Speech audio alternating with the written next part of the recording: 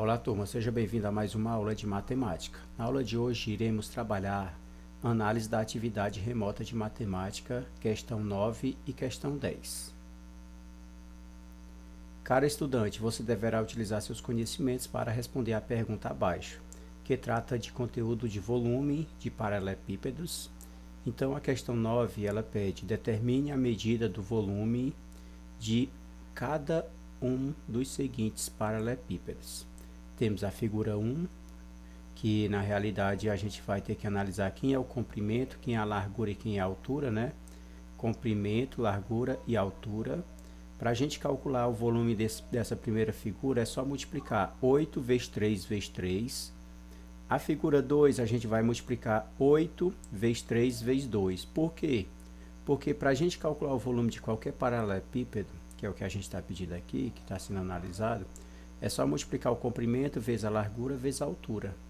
Ou seja, na figura 1, 8 vezes 3 vezes 3. Na figura 2, 8 vezes 3 vezes 2.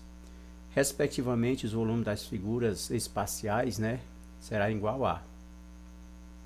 Então, quando você multiplicar a figura 1, você vai encontrar uma das primeiras alternativas.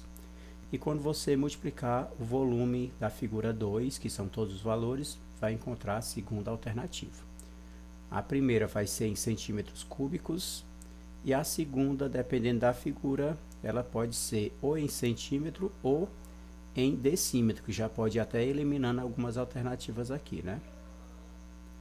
Cara estudante, na questão a seguir, você deverá utilizar seus conhecimentos sobre possibilidades. O que são possibilidades? Possibilidades são maneiras que a gente pode adquirir algo ou conseguir na resolução de problemas. Então, a questão 10, a nova coleção de uma loja de roupa é composta por 5 camisas, 3 calças e 2 colares, todos diferentes entre si. Para compor sua vitrine, o lojista precisa vestir um manequim com itens dessa nova coleção. De quantas maneiras variadas ou diferentes a lojista pode vestir um manequim com uma camisa, uma calça e um colar?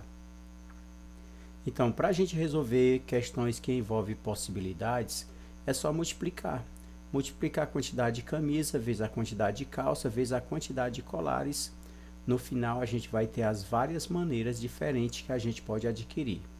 Então, essa foi a parte que envolve a explicação sobre a questão 9 e questão 10, que é a nossa questão, as nossas questões a ser realizadas nessa aula de hoje.